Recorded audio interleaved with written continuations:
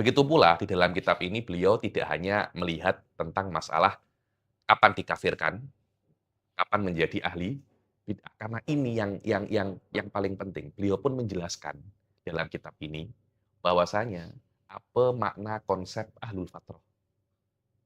Al-fatrah ini apa? Biasanya kata-kata ahlul fatrah ini diitlakkan untuk orang Arab yang hidup antara zaman Nabi Isa dan zaman Nabi Muhammad. Itu namanya ahlul fatrah. Kira-kira kan ada sekitar 600 tahun kan. Ahlul fatrah, masa vakum daripada Nabi. Konsep ahlul fatrah hanya ada untuk Asy'ariyah ya. Maturidiyah tak ada. Ahlul fatrah tak ada kata-kata Maturidiyah. Kenapa? Karena indal Maturidiyah akal yakum makoman Nabi di dalam takrif kepada keberadaan as-soni.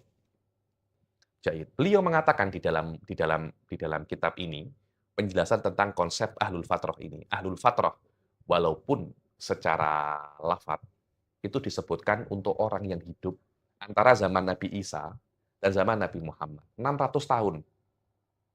Menurut Asy'ariyah, ashabul fatrah ini walaupun menyembah berhala masuk surga. Mereka masuk surga.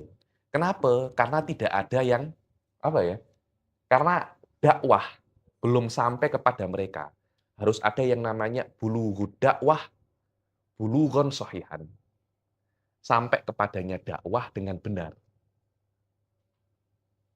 Dan ahlul fatrah ini, 600 tahun ini, tak ada yang sampai kepada mereka apa namanya?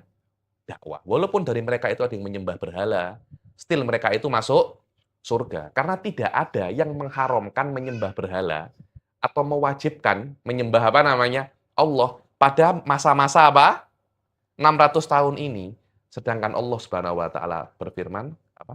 Wa ma kunna mu'adzibina hatta nab'atsa rasula. Kami tidak akan mengadab kaum apapun sampai kami mengutus apa namanya? Rasul.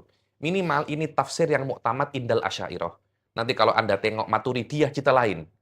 Imam Ghazali mazhab ini membawa ke sesuatu yang lebih umum. Dengan arti ahlul fatrah tidak terikat dengan waktu, tapi terikat dengan dua perkara. Bulughud dakwah wa kaunul bulugh shahihan. Sekiranya yuharrikut da'iyah. Sampai kepada antum dakwah dan harus benar. Jangan sampai Islam itu datang kepada seseorang itu dalam keadaan apa ya? Buruk. Dikatakan Islam itu agama teroris. Nabi yang membawa Islam itu bukan nabi yang benar. Yang sampai kepada orang ini Islam-Islam yang apa? Islam-Islam yang teruk. Harus sampainya secara benar. Sekiranya apa? Menggerakkan apa? Menggerakkan kalau bahasa Arabnya itu da'iyah. Da'iyah itu menggerakkan jiwa Anda untuk tengok jangan-jangan ini betul. Nah, semacam itu. Harus sampai menggerakkan itu. Baru Anda keluar daripada ahlul fatrah. Selama tidak ada dua perkara ini, maka Anda ahlul fatrah, hidup di zaman manapun. Jadi mungkin North Korea, Kim Jong Un, rakyatnya tak boleh masuk, tak ada yang dai yang sampai ke sana.